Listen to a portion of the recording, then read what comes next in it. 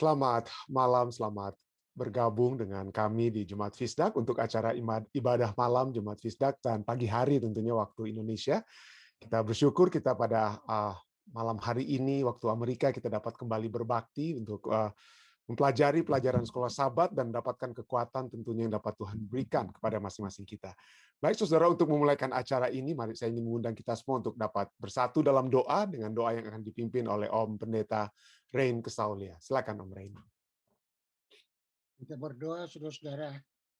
Bapa di surga, kami panjat syukur, terima kasih kepadamu untuk pimpinan dan penjagaan Tuhan bagi kami sepanjang hari ini sampai kami tiba di jam yang amat penting ini untuk mempelajari firman Tuhan. Pelajaran yang baru di dalam kuarter ini dengan judul Janji Perjanjian Kekal Allah akan dibahas oleh Pendeta Stephen Rantung. Tuhan tolong urapi pendeta dengan akal budi khusus dari surga. Begitu juga urapi kami semua dengan Roh Kudus-Mu, supaya kami dapat mengerti akan maksud Tuhan, mengerti akan janji-janji Tuhan yang begitu indah bagi kehidupan masing-masing kami. Tuhan memberkati juga seluruh anggota yang mengikuti acara ini, baik melalui live stream dan juga melalui Zoom. Semuanya dapat berjalan dengan baik. Nama Tuhan dimuliakan dan kami mendapatkan kekuatan rohani yang baru. Terima kasih Tuhan sudah dengar, Tuhan sudah jawab doa kami. Terima kasih pula Tuhan sudah mengampuni kami. Terpujilah namamu Tuhan. Kami sudah berdoa dalam nama Yesus, Tuhan dan penebus kami. Amin. Baik, terima kasih. Terima kasih banyak Om Rain. Seperti biasa, saudara-saudara, saya akan membagikan pelajaran sekolah Sabat kita. Dan kita akan memasuki, seperti Om Rain tadi sudah doakan, ini adalah satu pelajaran yang baru, yang sehubungan dengan janji-janji yang Tuhan sudah berikan kepada kita. Mari kita langsung saja pada sepanjang minggu ini, kita akan mempelajari tentang apa yang telah terjadi, ya. Apa yang telah terjadi hari Minggu ini, pada malam hari ini kita membaca tentang kura-kura terus sampai ke bawah, ya. Kura-kura terus sampai ke bawah. Lalu hari Senin kita membahas tentang menurut gambar pencipta Allah dan manusia bersama-sama. Hari Selasa pada pohon itu, hari Rabu dan Kamis tentang merusak hubungan itu. Pendeta Muda Tulus sudah memandu kita untuk masuk kepada pelajaran pada sepanjang minggu ini dengan ayat temanya yang terdapat dalam Kejadian 1 ayat 26 sampai 28. Berfirmanlah Allah, baiklah kita menjadikan manusia menurut gambar dan rupa kita. Maka Allah menciptakan manusia itu menurut gambarnya, menurut gambarnya Allah diciptakannya dia, laki-laki dan perempuan diciptakannya mereka. Nah, malam hari ini kita akan memulai dengan satu judul untuk malam ini, yaitu kura-kura terus sampai ke bawah. Kenapa ini menjadi satu judul pembahasan kita? Oleh sebab apa yang satu ilustrasi, kisah ilustrasi yang dimulaikan oleh penulis pelajaran sekolah Sabat ya pada malam hari ini. Sana dikatakan, pada mulanya Allah menciptakan langit dan bumi, Kejadian 1 ayat 1. Seorang ilmuwan baru saja memberikan kuliah tentang orbit dari planet-planet yang mengelilingi matahari dan orbit dari matahari mengelilingi pusat galaksi. Kemudian seorang wanita tua yang mengenakan sepatu tenis hitam berdiri dan berkata bahwa bumi ini adalah sebuah piring datar yang duduk di atas seekor kura-kura. Sang ilmuwan sambil bercanda bertanya, di atas apa kura-kura itu duduk? Kalau bumi ini di atas kura-kura, kemudian di atas kura-kura itu apa kira-kira dasar daripada kura-kura yang memanggul daripada bumi kita itu, ya? Itu dikatakan oleh ilmuwan tersebut. Lalu dan wanita itu menyahut bahwa dia, kura-kura itu duduk di atas seekor kura-kura yang lainnya. Bu, ibu, kembali kata sang ilmuwan sambil bercanda. Kemudian si kura-kura itu duduk di atas apa lagi? Jadi kira-kira layer atau apa ya, lapisan demi lapisan di bawahnya itu apa lagi? Lalu dia menjawab, kura-kura yang lain. Tetapi sebelum ilmuwan itu dapat bertanya di atas apa kura-kura demi kura-kura itu duduk, wanita itu menggerakkan jari tangannya di wajah sang ilmuwan dan berteriak, tahan nafasmu, tunggu dulu ya. Tunggu dulu nak, kura-kura itu ada terus sampai ke bawah. Kura-kura itu terus. Jadi dengan kata lain, bumi ini berada di atas kura-kura karena kura-kura punya badan ya shell ataupun penutup kura-kura itu seperti apa? Bentuk bumi yang bukan bulat tapi yang cekung atau datar begitu ya. Jadi betapapun lucunya cerita tersebut dengan isu paling penting tentang keberadaan manusia, sifat alam itu sendiri, sifat alam semesta itu sendiri. Jadi itu kita bisa lihat ya. Nah, bagaimanakah dunia ini? Di mana kita temukan diri kita ada di dalamnya, dunia kita ini, tapi bukan berdasarkan pilihan sendiri. Jadi kenapa? Dengan kata lain pertanyaannya kenapa kita berada di sini? Ya, kenapa kita? Tentunya kita tidak tahu. Itu bukan pilihan kita. Saya telah lahir. Saya menjadi anak daripada pendeta Alex Rantung itu bukan pilihan saya. Saya tiba-tiba saya sudah menjadi Stephen Rantung ya dengan kata lain ya. Mengapa kita berada di sini? Bagaimana caranya sehingga kita berada di sini? Pada mulanya ujung-ujungnya itu dari mana? Para ilmuwan mencoba untuk membuat tentang apa? Bahwa tidak ada Allah dengan kata lain banyak ilmuwan percaya seperti itu ya atau yang mengaku sebagai ilmuwan, mereka pikir bahwa segala sesuatu itu karena adanya benda, materi, lalu ada energi. Benda dan energi ini menyebabkan pada mulanya terjadilah Big Bang, ledakan yang besar, lalu terciptalah alam semesta. Dan dari satu bumi kita ini, kemudian tiba-tiba apa ya? Tiba-tiba terjadi apa? Ada satu energi yang membentuk satu materi yang kemudian menjadi makhluk hidup. Itu pembahasan mereka ya dengan kata lain. Jadi tapi kita tidak bisa melihat semua itu ya. Jadi bagaimanakah caranya sehingga kita berada di sini? Ilmuwan-ilmuwan sendiri pun harus apa? Membuat observasi melalui metode ilmiah itu harus dapat apa? Diobservasi. Harus dapat diulangi, tetapi tentang penciptaan alam semesta atau penciptaan kehidupan di dalam dunia ini tidak ada yang dapat apa? Memberikan kesaksian tentang hal tersebut. Jadi pertanyaannya terus terjadi. Bagaimanakah caranya sehingga kita berada di sini? Dan akhirnya kita semua sedang mau pergi kemana? Apa tujuan kehidupan kita? Ujung-ujungnya kita itu mau kemana? Ujung-ujungnya itu akan kemana? Jadi pertanyaan-pertanyaan ini adalah pertanyaan yang paling mendasar yang dapat ditanyakan manusia dan para filsuf-filsuf dari zaman dulu hingga saat ini berpikir, bertanya tentang hal tersebut. Mereka mencoba dengan kemampuan berpikir manusia, mencoba untuk menjawab pertanyaan dari mana kita berasal, bagaimana kita bisa berada di sini, dan akan kemana tujuan kita nantinya. Ya. Kenapa? Ini penting sekali karena pengertian kita tentang siapa kita dan bagaimana kita berada di sini akan pasti mempengaruhi pengertian kita tentang bagaimana kita hidup dan bagaimana kita bertindak sementara kita berada di sini. Jadi dengan kata lain, oke, itu bukan pilihan saya untuk lahir. Saya tidak memilih, tapi saya tiba-tiba sudah apa? Sudah dilahirkan. Tapi untuk apa? Dari mana saya? Ya, kenapa saya ada di sini? Itu pertanyaan filsafatnya ya. Kenapa saya ada di sini? Itu untuk dapat menjawab kira-kira apa tujuan kehidupan kita. Ya, apa tujuan kita? Kenapa saya ada dalam dunia ini? Tujuannya apa untuk saya? Nah, kalau kita memiliki tujuan, maka kita akan tahu, oh saya tujuannya adalah untuk melakukan ini. Kalau saya mengetahui tujuan saya untuk melakukan ini, maka segala usaha saya akan saya dapat gunakan untuk mencapai tujuan tersebut. Ya, apa tindakan-tindakan saya? Ya, misalnya saya dapat kalau saja sejak saya kecil, misalnya ya, kalau saja sejak saya kecil saya tahu bahwa saya akan menjadi astronot, misalnya. Kalau saya sudah tahu bahwa tujuan saya astronot, maka saya akan melakukan usaha-usaha untuk dapat menjadi apa? Astronot.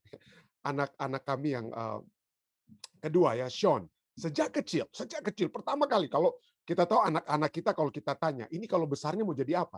Seringkali anak-anak itu berubah ya. Oh, pada saat mulanya mungkin, oh saya ingin jadi guru, oh saya ingin jadi dokter, oh saya ingin jadi pendeta karena lihat mungkin ayahnya pendeta ya dan lain sebagainya. Tetapi lucunya anak kami yang paling kedua ini Sean, ya dari kecil sampai saat ini dia selalu bilang, kalau saya besar saya ingin jadi insinyur.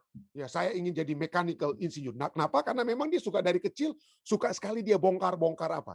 Dia suka sekali bongkar-bongkar mobilan, dia suka sekali main Lego dan atur-atur segala sesuatu. Dan betul, jadi dari kecil dia tidak pernah berubah. Dia tidak pernah berpikir untuk jadi pendeta seperti ayahnya. Sangat disayangkan ya, karena saya percaya, saya suka sekali kalau dalam keluarga Rantung ada pendeta yang keempat, ya dari keturunan yang keempat. Tapi ya mungkin itu bukan bagiannya ya. Tapi itulah, bagi dia dari kecil tidak pernah berubah. Saya ingin menjadi insinyur. Jadi kalau kita, misalnya dengan kata lain, kalau kita sedang mengetahui tujuan kehidupan kita, maka tindakan-tindakan yang kita lakukan itu kita dapat usahakan untuk mencapai tujuan itu. Tapi kalau kita tidak memiliki tujuan hidup, ya ada yang bilang mati segan, hidup tak mau dan lain sebagainya. Jadi tidak ada arah. Jadi kita tidak ada arah, kita hidup kita apa ya, ngalor ngidul dengan kata lain ya.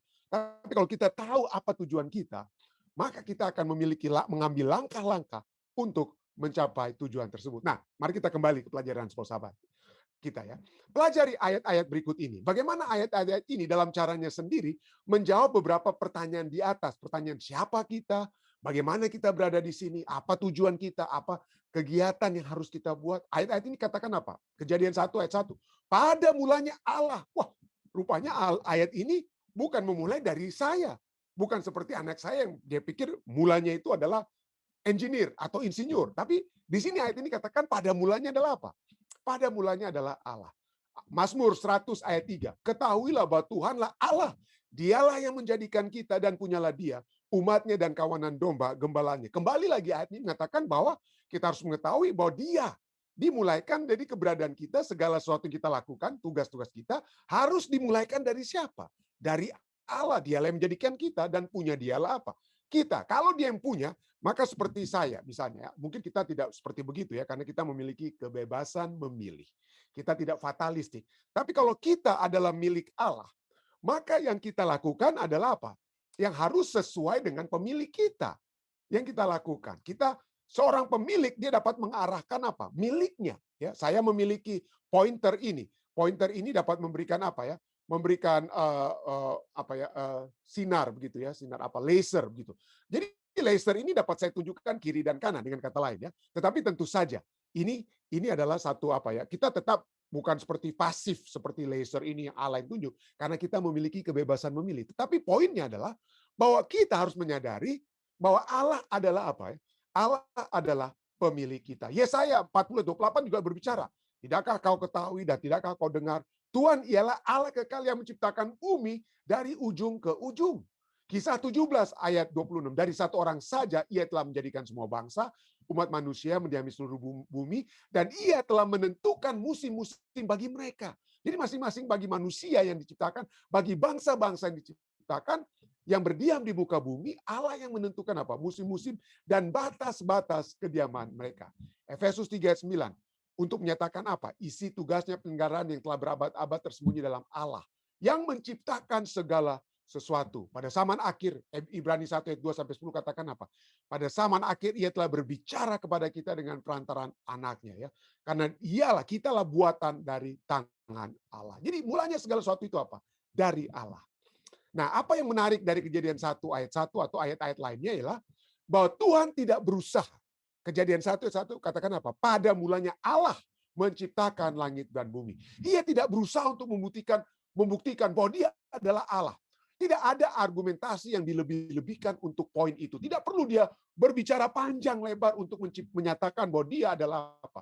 Pencipta kita. Sebaliknya, hal itu pada mulanya Allah menjadikan langit dan bumi atau menciptakan langit dan bumi. Itu telah dinyatakan secara sederhana dan jelas. Secara sederhana dan jelas ya. Tidak ada dikatakan tanpa ada usaha untuk membenarkan, untuk menjelaskan atau untuk membuktikannya. Apakah kita menerimanya dengan iman ataupun tidak ya? Oleh karena iman adalah satu-satunya jalan supaya kita dapat menerimanya. Untuk satu alasan sederhana, yaitu apa? Tidak satu pun dari kita di sini yang melihat. Ya, saya ulangi, tidak ada satu pun dari kita di sini yang melihat proses penciptaan itu. Sesungguhnya bagi kita telah menjadi ketidakmungkinan secara logika, tidak mungkin secara logika untuk berada di sana pada saat penciptaan kita. Ya, kenapa? Karena tidak mungkin. Kita kan apa ya? Allah yang berkuasa dengan kata lain. Nah, bagi kaum sekularis, apapun pandangan tentang asal mula yang mereka percayai, harus memegang pandangan itu berdasarkan iman. Jadi bagi ilmuwan sekalipun atau mereka yang tidak percaya Allah sekalipun, pada saat mereka berbicara tentang Big Bang, tentang bahwa segala sesuatu itu terjadi dengan sendirinya, itu juga bukan sesuatu yang mereka dapat buktikan. Itu bukan sesuatu yang dapat mereka pegang secara ilmiah sekalipun. Itu harus mereka juga terima secara iman, ya, iman mereka sendiri, ya. Karena alasan yang sama, yaitu apa? Mereka tidak ada satupun dari kita berada di sana pada saat kita melihat semua proses penciptaan itu. Entah kalau kita yang percaya dengan Allah, kita percaya dari Kejadian 1 Allah yang menciptakan, ataupun para apa ya, ateis yang percaya dengan apa? Teori evolusi, mereka juga tidak dapat apa. Mereka tidak berada di sana pada saat peristiwa-peristiwa itu terjadi. Jadi namun demikian, pelajaran sahabat kita katakan, namun demikian, meskipun Allah telah meminta kita percaya kepadanya sebagai pencipta, Dia tidak meminta kita percaya tanpa memberikan alasan yang baik untuk percaya, tanpa memberikan alasan yang baik untuk percaya. Menyadari bahwa ada sejumlah tingkatan iman tertentu yang dituntut untuk hampir semua hal yang kita percayai. Tuliskan alasan mengapa masuk akal untuk percaya bahwa kita berada di sini karena apa? Karena oknum pencipta yang sengaja menempatkan kita di sini sebagai lawan terhadap pandangan asal-usul kita yang berakar pada ketidakadaan dan murni secara kebetulan. Seperti yang dikatakan oleh ilmuwan, ya, kita berada di sini karena ya kebetulan saja, ya. Kita tidak ada apa ya, ada tangan yang menciptakan, ya. Jadi mari kita lihat pelajaran yang dapat kita peroleh dari pembahasan malam hari ini. Mungkin agak sedikit filosofis, tapi kita coba lihat untuk secara lebih kita sederhanakan dan lebih kita coba aplikasikan. Kenapa kita perlu memikirkan tentang siapa kita? Kenapa kita berada di sini? Untuk apa? Untuk apa kita berada di sini? Tetapi satu hal yang kita bisa lihat dari pembahasan kita pada malam hari ini adalah bahwa segala sesuatunya itu dimulaikan oleh Allah. In the beginning, God. Pada mulanya Allah. Pada mulanya Allah. Ya, penting sekali untuk kita melihat ini. Jadi disinilah kita melihat bahwa pusat keberadaan kita adalah dari Allah. Dan kalau kita memulaikan segala sesuatu seperti pada mulanya adalah Allah, bisa kita aplikasikan. Pada mulanya hari Minggu bekerja kita adalah Allah juga. Pada permulaan setiap hari adalah Allah juga. Jangan kita mulaikan hari itu juga dengan berita, status Facebook teman kita atau apapun. Tetapi pada mulanya harus kita mulaikan juga dengan apa? Pada mulanya juga harusnya adalah Allah. Ya. Pada mulanya itu adalah Allah. Sebelum kita berbicara dengan orang lain, sebelum kita melakukan aktivitas kita, mulailah dengan Allah. Mulailah dengan berbicara kepada Allah. Kenapa? Karena segala sesuatu seperti ayat yang kita lihat itu, it's all about God. Semuanya itu berujuk pada mulanya itu kepada apa? Allah. Allah yang menciptakan langit dan bumi. Mazmur 100 ayat 3, bahwa Allah dialah yang menjadikan kita dan punya dialah kita, umatnya dan kawanan domba gembalanya. Jadi di sini kita lihat Allah menciptakan. Dan ini berbeda, bertentangan dengan pandangan manusia saat ini, yaitu tidak adanya Allah. Ateisme. Ya, tidak ada Allah. Segala sesuatu hanya ada materi, segala sesuatunya itu terjadi secara kebetulan. Tidak ada kuasa, tidak ada design in nature. Tidak ada akal atau otak yang menentukan keberadaan segala sesuatu. Jadi Allah yang menciptakan, apa yang diciptakan? Langit dan bumi. Langit dan bumi. Jadi Allah menciptakan out of nothing. Dia berfirman, dia berkata dan tercipta. Beda dengan apa? Pandangan duniawi. Skala sesuatu itu bukan diciptakan, tapi terjadi secara adanya materi, adanya benda, lalu adanya energi yang membuat benda itu dapat apa? Yang membuat benda itu kemudian, menurut teori-teori mereka, benda dengan adanya materi menyebabkan terjadinya apa? Kehidupan. Tapi itu sesuatu hal yang sampai saat ini tidak dapat terjadi. Ya. Jadi inilah kita melihat ada perbedaan antara Allah dan humanisme. Hak Allah dan humanisme, pandangan kemanusiaan. Apa itu humanisme? Humanisme adalah satu pandangan. Ya, kalau Anda Google apa itu humanisme atau humanisme, humanisme adalah satu pandangan atau satu sistem pemikiran yang mementingkan atau menempatkan kepentingan tertinggi atau terutama, kepentingan terutama kepada manusia daripada kepada hal-hal ilahi atau kepada Allah atau hal-hal yang supernatural. Jadi pusat segala sesuatu itu manusia. Apa yang manusia pikirkan itu yang benar. Apa yang teori manusia katakan itu lebih benar daripada apa yang dikatakan oleh firman Allah. Ya, kenapa? Karena mereka mengagungkan penciptaan apa? Pemikiran-pemikiran manusia, humanisme. Nah, keyakinan humanis atau humanist belief atau keyakinan humanis menekankan nilai potensial dan kebaikan manusia. Menekankan kebutuhan umum manusia dan bahwa hanya mencari cara rasional apa yang manusia pikirkan terbaik, itulah yang akan memecahkan masalah manusia. Jadi pusatnya segala sesuatu itu adalah kepada me, myself, and I. Segala sesuatu itu berpusat kepada manusia. Itu pemikiran, segala sesuatu hanya dipikirkan, ini kalau ada pembuat kejahatan ini adalah setan, yang baik itu usulnya dari Allah. Itu pemikiran kuno bagi mereka ya. Itu pemikiran kuno. Itu saat itu orang-orang belum memiliki logika untuk berpikir. Mari kita berpikir ya. Berpikir bahwa saat inilah ya Pak ya, kita yang dapat memecahkan masalah-masalah. It's all about us. Tetapi sesungguhnya sejarah telah membuktikan ya, bahwa manusia tidak dapat hanya dengan cara manusia, dengan rasio manusia untuk memecahkan masalah manusia. Ya. Betul, manusia seakan-akan bangga kita memiliki teknologi yang seakan-akan lebih maju daripada 50 tahun lagi. Ada pencapaian-pencapaian ilmu pengetahuan dan teknologi yang seakan-akan lebih hebat daripada waktu-waktu yang lalu. Ya. Tetapi sesungguhnya banyak hal yang manusia ciptakan, yang diciptakan pada saat ini kita pikir, wah itu adalah satu hal yang hebat. Tetapi sesungguhnya itu merusak atau merugikan. Ada begitu banyak, saudara-saudara. Ada begitu banyak hal-hal yang dianggap the best invention. Wah, inilah kehebatan teknologi manusia yang telah menciptakan sesuatu, tetapi ternyata ujung-ujung yang kita lihat adalah hal yang merusak. Ya. Anda tahu apa yang disebut the greatest invention? Salah satu the greatest invention 50 tahun lalu, 50-60 tahun lalu. Apa itu the greatest invention? Yang manusia bilang, this is it. This is it. Ya.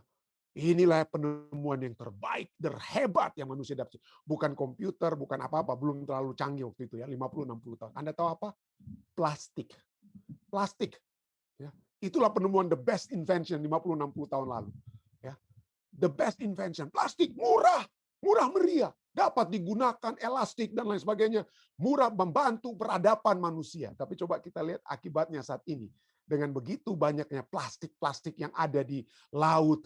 Ya, di belakang rumah kami ada danau. Setiap kali kami lihat, kami sedih sekali melihat begitu banyak plastik-plastik yang orang buat.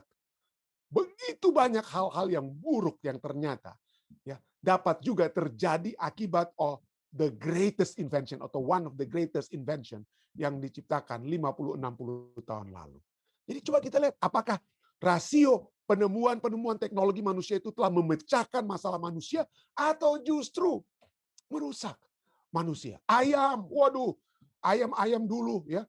Penemuan manusia menyebabkan ayam itu hanya berusia 6 minggu sudah menjadi besar. Waduh, untuk apa?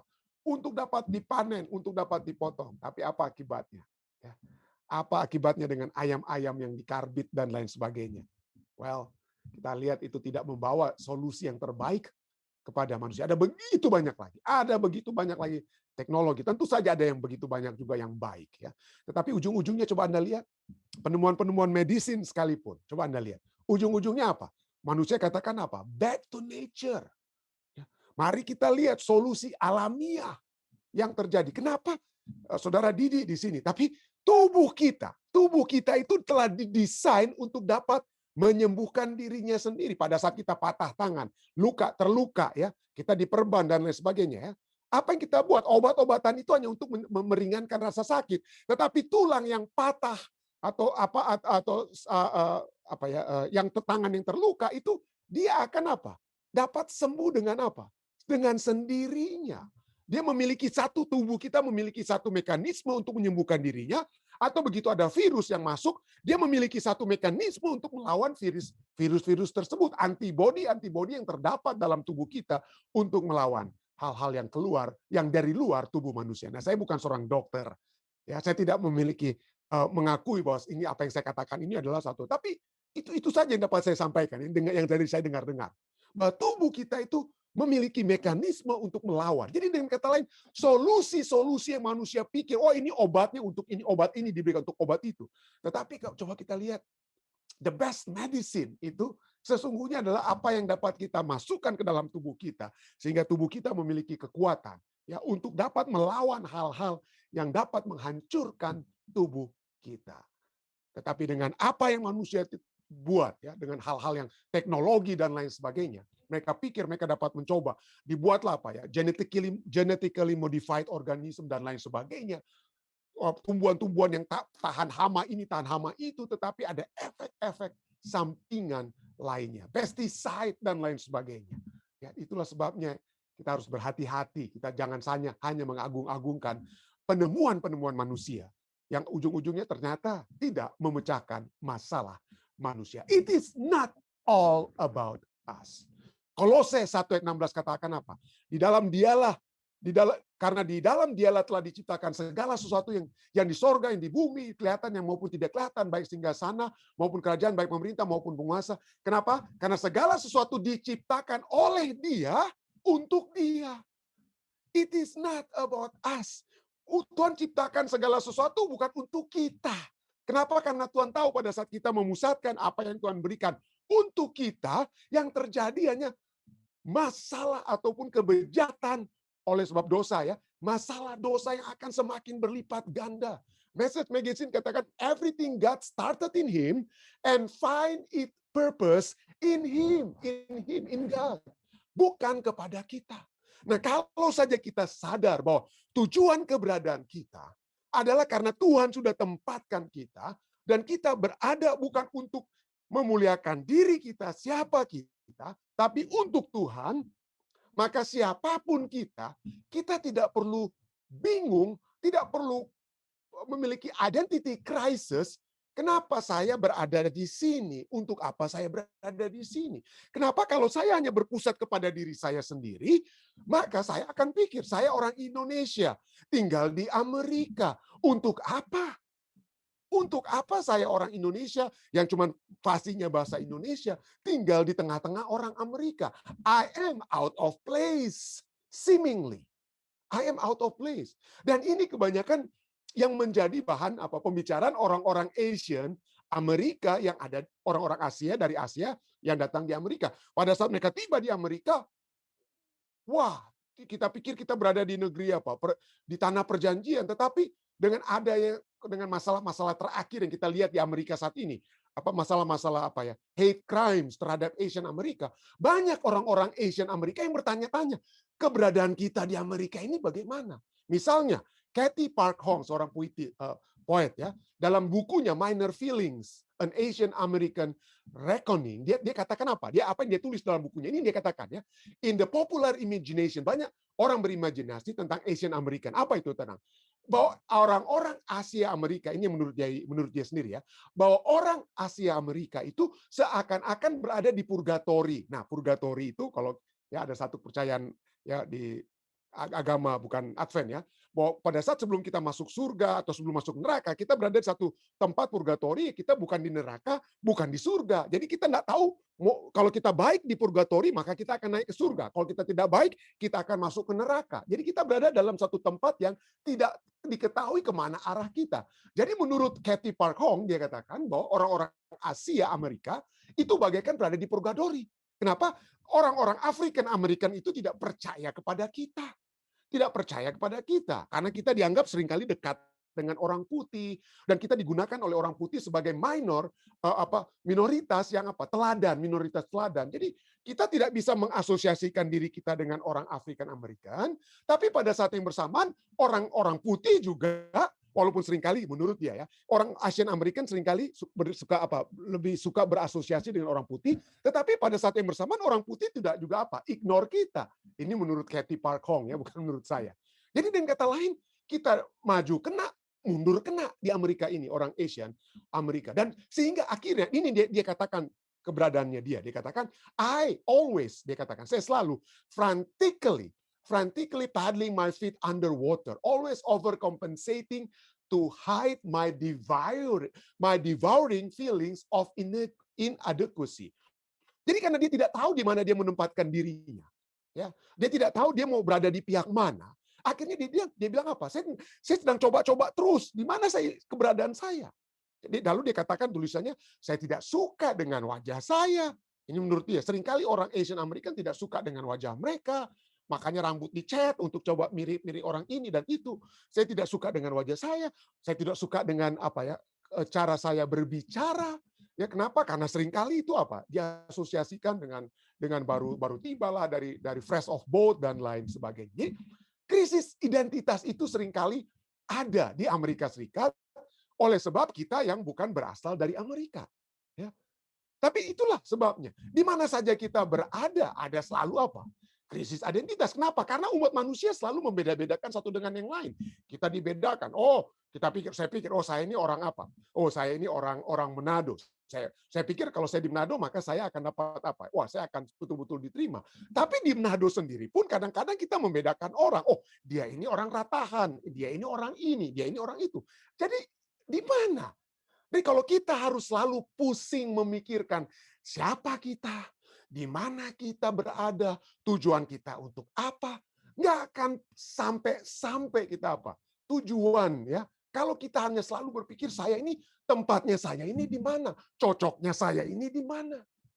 Tapi mari kita ingat ya, bukan segala sesuatu itu about me, about me, myself and I. Saya ini cocoknya di mana?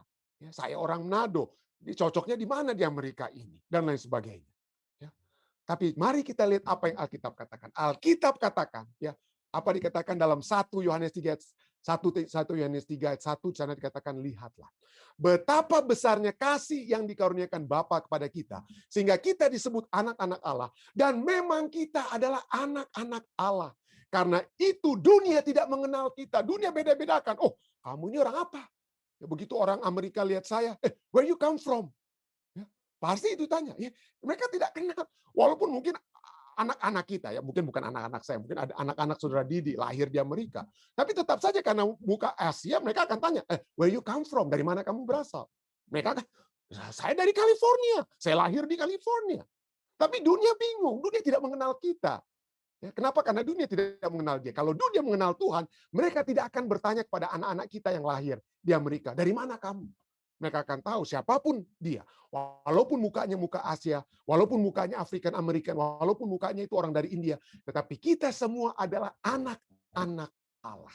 Ya, itu kalau kita percaya kepada Tuhan. Efesus 1 ayat 4 sampai 5 katakan apa?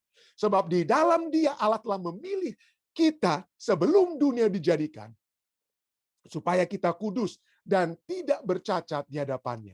Dalam kasih, Ia telah menentukan kita dari semula oleh Yesus Kristus untuk menjadi anak-anaknya, sesuai dengan relaan dan kehendaknya. Jadi marilah kita tahu, ya. Pertama-tama kita bukan saya bilang, I'm Asian American, I'm Indonesian, I'm this and that. Bukan. Bukan yang kita tonjolkan, bukan saya Ratahan, saya orang Manado. Saya orang Indonesia yang tinggal di Amerika. Bukan itu yang harus pertama-tama kita utamakan. Yang pertama-tama kita katakan, I am the son of the most high. Saya adalah anak Allah. Ya. Kita semua adalah anak Allah. Allah yang telah memilih kita. Allah yang telah menguduskan kita. Allah yang telah apa? Memilih kita untuk menjadi wakilnya di dunia ini. Untuk apa? Kalau kita sudah tahu kita adalah anak-anak Allah, maka kita akan tahu untuk apa kita dijadikan. Untuk apa Pendeta Rantung sekarang ditempatkan di Amerika, tadinya di Indonesia, tadinya kemudian di Ethiopia, lalu sekarang di Amerika. Untuk apa? Untuk apa saya berada di Amerika? Dan di Yesaya 43:7 sudah katakan, semua yang disebutkan dengan namaku, yang kuciptakan untuk kemuliaanku, yang kubentuk, dan yang juga kujadikan. Kita dijadikan untuk pertama-tama memuliakan Tuhan, to glorify Him, untuk memuliakan Tuhan. Pada saat kita menyadari ini, saudara, baiklah kita memiliki satu keyakinan, kita tidak perlu merasa kecil, kita bukan Asian American, kita bukan Indonesian in the first place. But in the first place, we are the sons and daughters of the Most High. Kita adalah anak-anak Allah, putra dan putri Allah yang telah Dia jadikan, Dia telah ciptakan, Dia telah tempatkan. Entah dia ada di Manado, kita ada di Jakarta, ada di Medan, ada di California, ada di New Jersey, atau di mana kita telah diciptakan dan ditempatkan Allah untuk memuliakan Dia. Kiranya ini dapat menjadi satu kekuatan bagi kita semua. Saya bawa ini dalam nama Yesus. Amin. Baik, saudara sekalian, jika ada tambahan-tambahan juga yang dapat diberikan, kesaksian-kesaksian sehubungan dengan pelajaran kita, silakan. Silakan melalui yang dari Zoom yang dapat saya lihat. Saudara Didi, mungkin Om Rain, silakan. I always believe that I'm here with the purpose. Saya dikirim sama Tuhan ke Amerika ini dengan maksud dan tujuan. Kalau kita mengetahui maksud dan tujuan itu, maka kehidupan kita itu akan lebih damai. Saya mau baca di dalam buku The Foundations of Christian Education. Chapter 9 saya ingat dibilang katanya, the fear of the Lord is the foundation of true greatness.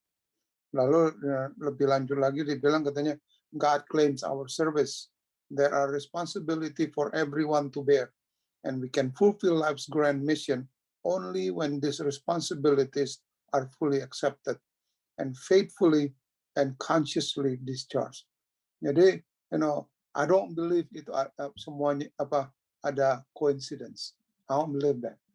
I believe that God already placed us where we are with a purpose.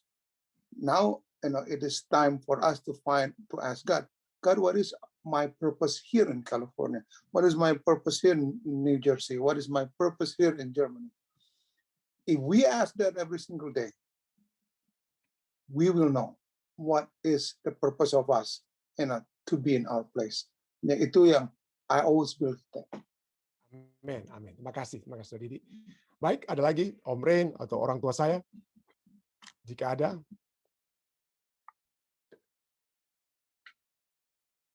Sudah bagus sekali, Steve. Puji Tuhan. Ya, terima kasih. Ya, puji Tuhan. Oke, baik saudara, ada lagi mungkin yang lainnya? Papi, Mami, jika ada tambahan, jika Ketua Tilaar, Ketua Lalaki, dan Ketua Lingga, jika ada. Selamat. Sudah. Ya, Tuhan, selamat juga. Very clear. Selamat bergabung juga untuk Tante Eta dan Om Bernie dari California. Biasanya ikut di live stream, tapi puji Tuhan Tante Eta dan Om juga mungkin ada ya, sudah bersama-sama dengan kita di Zoom ya. Saya bisa lihat kali ini, terima kasih. Oke, ada lagi kira-kira yang lainnya? Jika tidak ada, mungkin dari live stream, Dek? Ada kira-kira?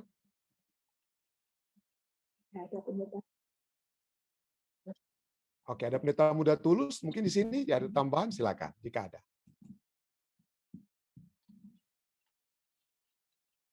Jika tidak ada, ada pendeta. Oh, tidak ada. Oke. Jika tidak ada, mungkin kita akan masuk ke bagian kedua acara ibadah kita, yaitu doa kita ya. Kita bersyukur karena pada hari ini kita dapat juga merayakan ulang tahun dari Tante Femi, Femi Mawuntu ya. Jadi selamat ulang tahun Tante Femi. Kiranya penyertaan Tuhan akan terus menjadi bagian kita semua. Saya juga mendengar tentang keluarga daripada Evi dan Angelo yang berduka jika tidak salah ya. Betul begitu ya, In ya. Jadi kita doakan terus Evi dan Ya, pendeta. Angel Luis ya dalam keadaan duka, keluarga Marrero ya. Dan juga kita terus tentunya doakan saudari Daisy yang masih Daisy Kaligis yang berduka oleh sebab kakaknya ya. Kakaknya yang waktu lalu kita juga doakan sudah Tuhan izinkan juga untuk beristirahat. Baik, ada lagi yang lainnya? Yang dari Zoom, silakan. Jika ada hal-hal yang mau didoakan, ada kesaksian, silakan. Ada kira-kira? Oh, Eti, silakan Eti. Oh ya, saya juga dengar tentang Yayu. Ya, Apa betul Eti ya? ya, iya, iya. Tolong Tuhan doakan, izinkan ya, untuk beristirahat. iya, iya. Ya, Ya, tolong oh doakan keluarganya. Thank you. Iya, iya. Iya, iya. Saya dengar juga tadi pada saat bersama-sama dengan keluarga Tombeng, saya dengar Iya, banyak dia Yayu cucu ini adalah anak basudara, bersaudara, cucu bersaudara cucu ya. basudara Deng Nyong dia. Ya, Yayu Sumarau ya. Oke, kita doakan keluarga yang berduka. Terima kasih banyak Eti. Thank you, thank you. Baik, ada lagi saudara lainnya dari ya. Jika tidak ada melalui Zoom, Dek, silakan Dek dari live stream jika ada.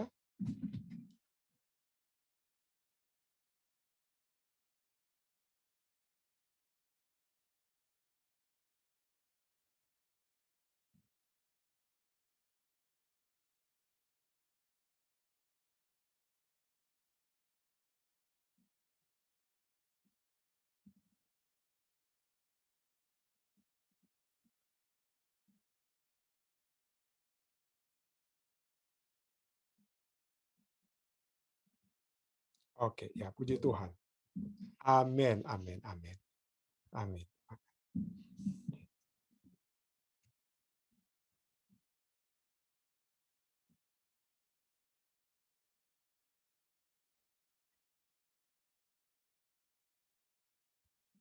Oh, oke, Bapak Joni Kowon ya. Ya,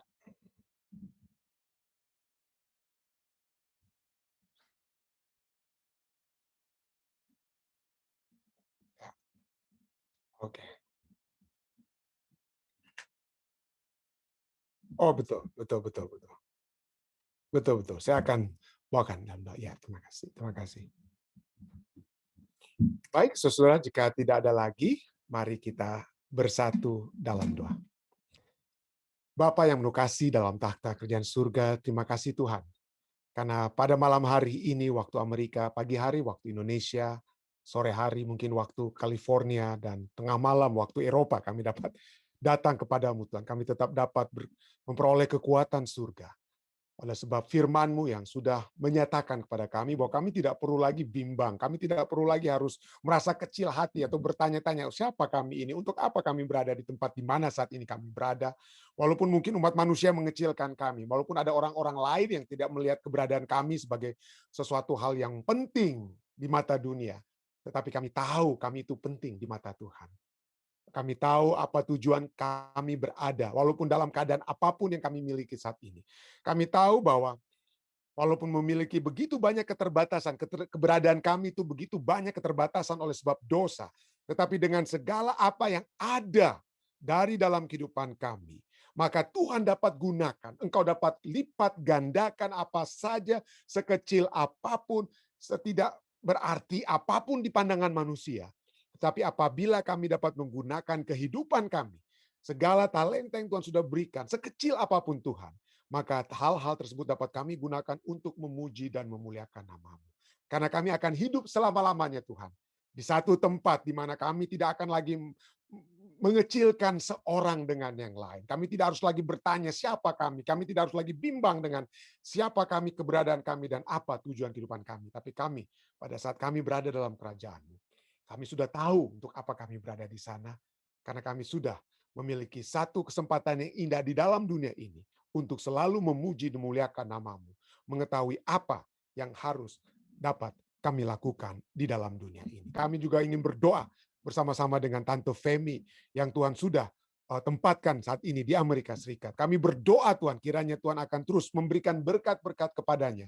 Tante Femi mau untuk bukan hanya menerima berkat surga yang sudah dia terima sepanjang tahun yang lalu, dan sekarang dia memasuki lagi 1 tahun yang Tuhan sudah berikan. Tapi dia bukan hanya menerima berkat ini, dia akan terus menjadi saluran berkat surga. Pada saat ini juga Tuhan, kami ingin juga membawakan permohonan-permohonan kami. Tapi pertama-tama Tuhan, ampunilah pertama kesalahan dan dosa kami. Sehingga permohonan-permohonan ini tidak terhalang Tuhan. Kami ingin bermohon, kiranya penghiburan pengharapan dari surga akan menjadi bagian keluarga-keluarga yang berduka. Kami ingin berdoa bagi keluarga daripada Evi dan Angel Luis Marrero, Tuhan, yang kehilangan kasih mereka di Cuba. Kami berdoa kiranya Tuhan akan memberikan selalu pengharapan, penghiburan, bukan hanya kepada keluarga yang ada di Cuba, tapi juga bagi Evi dan Angel. Kami juga berdoa bagi Daisy Kaligis yang kehilangan kakaknya, Tuhan. Kami berdoa kiranya pengharapan, kekuatan, dan penghiburan dari surga akan juga menjadi bagian Daisy. Hal yang sama juga kami ingin berbawakan bagi keluarga daripada saudari Yayu Sumaro. Kami sudah mendoakan. Kami sudah membawakan dia selalu dalam tangan kasih-Mu. Dan kami percaya Tuhan. Tuhan akan memberikan kekuatan kepada keluarga daripada saudari Yayu. Kami berdoa kiranya keluarga-keluarga yang sedang berduka. Eti juga yang dalam keadaan duka. Saat seluruh keluarga besar Sumanti di mana saja mereka juga berada. Dan keluarga besar Sumaro akan terus memiliki kekuatan dan penghiburan dari surga. Kami juga berdoa bagi silent request, umat-umat Tuhan yang membawakan permohonan mereka, pribadi mereka, Tuhan. Selain kelompok doa Fisdak yang sudah mendoakan, biarlah Tuhan akan juga menjawab segala permohonan itu sesuai dengan kehendak dan kemurahan-Mu, Tuhan. Kami bersyukur bersama-sama dengan keluarga lelaki senior yang pada hari ini sudah mendapatkan suntikan vaksin yang kedua atau terakhir. Dan kami berdoa Tuhan, kiranya mereka akan tetap sehat. Om Yan dan Tante Sin. Dengan kekuatan surga mereka akan selalu memuji dan membesarkan nama Tuhan. Dan segala permohonan-permohonan doa mereka tentang terhadap cucu-cucu mereka, keluarga mereka yang ada di mana saja, Tuhan akan dapat menjawabnya. Kami juga datang membawakan doa-doa dari Ibu Erna Kawan yang mendoakan anaknya, keluarga Tambingon, Lumenta yang akan kembali ke Indonesia. Tuhan sertai mereka sehingga tibakan mereka dengan selamat tanpa kurangan apapun. Dan juga kami ingin mendoakan kembali saudara Joni Kaawan, Tuhan, untuk kemoterapi berikutnya. Kami berdoa Tuhan, bersertalah dengan dia. Berikanlah selalu kekuatan, ketabahan, dan satu pengharapan yang pasti bahwa Tuhan tidak akan pernah meninggalkan saudara Joni Kawan. Kami juga berdoa bagi seluruh umat-umat Tuhan yang sudah berbakti bersama-sama. Yang melalui Zoom pada saat ini, hamba dapat saksikan satu persatu. Mungkin hamba tidak sempat menyebutkan satu persatu, tapi kami percaya Tuhan akan menyertai kami semua. Kami berdoa, hamba ingin berdoa secara khusus bagi Om Bernie dan Tante Eta di Colorado. Sertailah mereka, Tuhan. Berikan selalu kekuatan dari surga kepada mereka. Berkatilah juga Om Rain dengan Tante Evelyn. Berkatilah juga orang tua hambamu, Papi dan Mami di South Carolina. Kiranya dengan kekuatan surga, maka masalah-masalah gangguan kesehatan itu akan berlalu dari mereka, Tuhan. Hambamu juga ingin berdoa bagi umat-umat Tuhan yang ada di Holland, yang dibawakan oleh Ibu Siska Martin, Tuhan. Tuhan, sertailah mereka. Biarlah dengan pelajaran-pelajaran dari firman Tuhan ini, mereka akan semakin dikuatkan, percaya, dan penuh dengan pengharapan bahwa Tuhan akan selalu menyertai umat-umat Tuhan di mana saja kami berada. Kami percaya juga Tuhan akan menyertai ketua kami, Ketua Ridwan Lingga, dalam persiapannya menghadapi ujian pada hari Jumat yang akan datang ini. Berikanlah selalu kepadanya ketenangan, keyakinan Tuhan, ketabahan bahwa Tuhan akan menyertai dia. Tuhan akan memberikan kekuatan, hikmat, akal budi dari surga akan menjadi bagian. Dan Tuhan memiliki masa depan yang cerah bagi Ketua Ridwan Lingga dan Miriam. Dan kami berdoa Tuhan berikanlah kesuksesan. Jika Engkau ingin ada permohonan yang dapat kami bawakan, kami minta Tuhan ada kesuksesan yang Tuhan akan berikan. Sehingga kesuksesan itu bukan untuk memuji, memuliakan namanya Tuhan, tapi untuk memuji dan memuliakan nama Tuhan. Hamba-Mu juga ingin berdoa bagi anak-anak muda di jemaat kami. Hamba-Mu juga ingin berdoa bagi Andy dalam kehidupannya, Andy Tombeng, dalam pendidikannya, dan juga dalam pekerjaannya. Andy sedang bekerja saat ini di Walgreens, Tuhan. Tuhan berkatilah, tuntunlah dia. Dan dalam pekerjaan-pekerjaan lain yang dilakukan, tapi biarlah dia tetap fokus juga kepada pendidikannya. Hamba-Mu juga ingin berdoa bagi Sean, anak hamba-Mu. Sean yang ada di Walla Walla. Tuhan sertailah dia. Sertailah dia sehingga dia dapat sembuh dari gangguan kesehatan yang saat ini dia alami. Dan terlebih daripada itu, Tuhan akan memberikan kesuksesan dalam pendidikannya. Kami juga berdoa bagi seluruh anak-anak kami, bukan hanya anak-anak hamba-Mu. Juga anak-anak daripada saudara Didi Sebedius, Tuhan kiranya kesuksesan dan keberhasilan dalam pendidikan akan menjadi bagian mereka. Dan semua anak-anak kami yang lainnya. Terima kasih Tuhan, terima kasih. Dengarkanlah segala seruan dan permohonan kami. Jawablah sesuai dengan kehendak-Mu Tuhan. Segala permohonan ini telah kami bawakan Tuhan. Hanyalah di dalam nama Yesus Kristus yang adalah Tuhan dan Juru Selamat penebus kami, hamba-Mu telah berdoa. Amin. Sekali lagi terima kasih saudara-saudari sekalian yang sudah bergabung dengan kami di Jemaat Fisdak. Terima kasih, sampai bertemu kembali besok di waktu yang sama. Tuhan memberkati. Stay safe, stay healthy. Walaupun sudah ada vaksin, tetap jaga jarak, tetap pakai masker saat kita keluar, selalu rajin mencuci tangan, dan Tuhan menyertai kita semua.